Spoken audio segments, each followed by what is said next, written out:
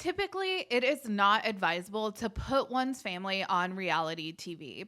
History has shown us it's a surefire way to destroy your family, end your marriage, and exploit your children.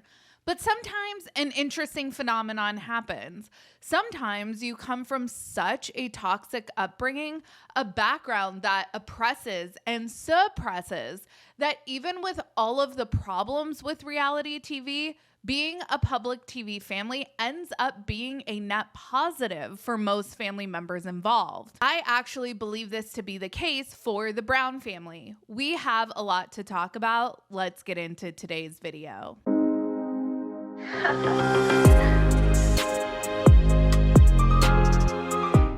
Hey everyone, what's up? It's Sarah and welcome back to my channel. James, Amanda, and I will be starting season 2 in our rewatch series tonight, and I am very much looking forward to chatting with you all more in depth later today. The first episode of season 2 is all about the Browns going public as polygamists and what that meant in terms of change for the family. So season 2, episode 1 is titled Browns Out of Hiding, and what we see are the kids are going back to schools, and the Brown adults are traveling to New York to do a press tour ahead of the premiere of season 1. This is a really big deal. Once they come out as public polygamists, there's no going back, and everyone is super nervous.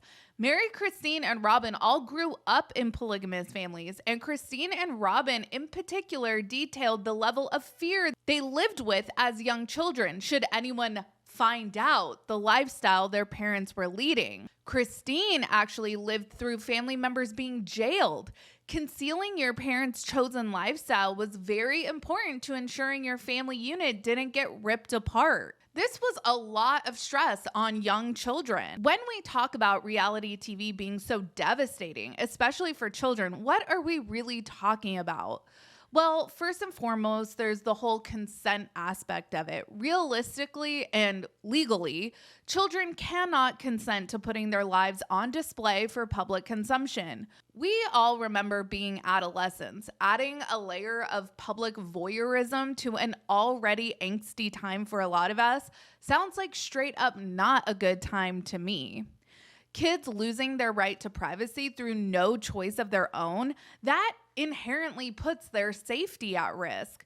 These are all things you'd hope parents would seriously consider before putting their children on reality television. Then there's the whole child labor aspect of it all. Work hours, work safety, fair compensation. There's so many layers to this discussion. For most of the viewing public, we seriously question the ethical fortitude of people that choose to expose their kids to all of this, for when it comes down to it, the reason is money. Unfortunately, parents profiting off of the work of their children is not a novel concept. It's a tale as old as time, and hopefully legislation will continue to progress to protect kids even when their parents don't. I do think times are changing. The one thing I will say about the Browns is that Sister Wives has been on the air for almost 15 years. We are going into season 19. When the show premiered in 2010, social media certainly wasn't to the level that it is now. In 2010, unfortunately, I don't think that there was as much of a push to think of the children as there is now. And geez, the Quiet on Set docuseries makes me so horrified about just how little children were protected in the late 90s through the early 2000s. So you may be asking yourself, well, gosh, Sarah, you just painted a pretty gnarly picture of reality TV. How can you sit there and say that the show and going public was a net positive for the Brown family? So we see this argument take place on the show about what was the cause of the destruction of the family. Was it Robin coming into the picture, or was it going public? Both of these things happened at the same time. The OG3 seemed to blame Robin, while Kody seems to blame going public, of course. I think the problem has always been Kody.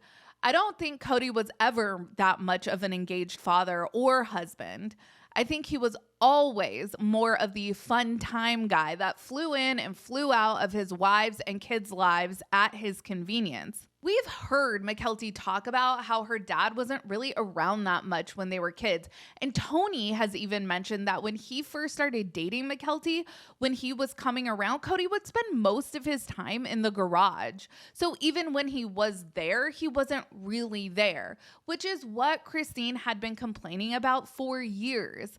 I think that Kody emotionally and physically abandoning his family was an eventuality no matter what. Going public exposed the entire family to a life outside of the AUB, and I really believe that drastically changed the trajectory many of the Brown family members were on.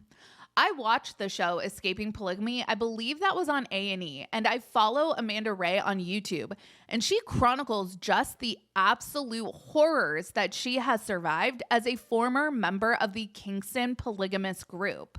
She actually reacts to sister wives, and her takes from an insider's perspective are very enlightening. Kody and the sister wives really sanitized the AUB for public consumption, but the realities of their religious ideology is extremely oppressive, especially for women and children. Public school, in my opinion, was the first step, aside from the show, in giving the kids exposure to a world outside of the AUB. Prior to public school, these kids were homeschooled by Christine, God bless her, and then they went to this unaccredited polygamy school co-op. We see Kody actually tell Leon that they really need to consider going to public school if they have academic aspirations beyond high school, because Kody recognized that the polygamy school wasn't exactly up to snuff academically. 0 out of the 15 Brown kids over the age of 18 have opted to practice polygamy. Aspen's husband, Mitch, actually comes from a polygamous family himself. And there's been a couple of kids who weren't absolutely repulsed by the thought of plural marriage at first. And yet now, in 2024, none of them seem to think it's a good idea. We actually see Leon state how they wanted to practice polygamy. I think that they were the most vocal on the show about wanting to follow in their parents' footsteps. Later on her Patreon, Mykelti revealed she also had contemplated polygamy at one point, but now she's opposed to the idea.